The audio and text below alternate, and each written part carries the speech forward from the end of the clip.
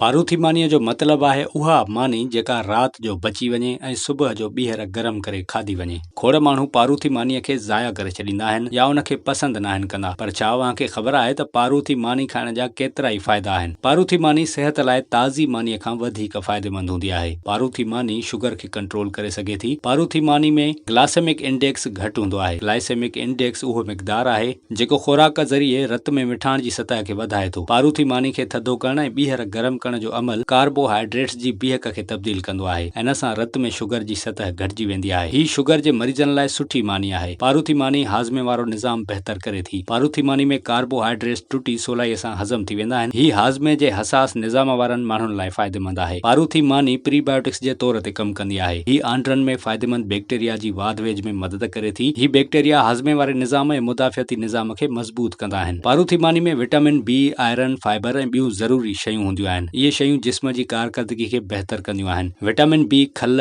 वारनि ऐं नहनि जी सिहत लाइ अहम आहे। आयरन रत जी खोट खे रोके थी। फाइबर कब्ज़ ऐं कोलेस्ट्रोल खे कंट्रोल करे थो। पारूथी मानी खाइण सां पेट जी चर्बी घटिजंदी आहे। इहा मानी खीर या ॾही सां खाइण सां जिस्म खे तवानाई मिलंदी आहे।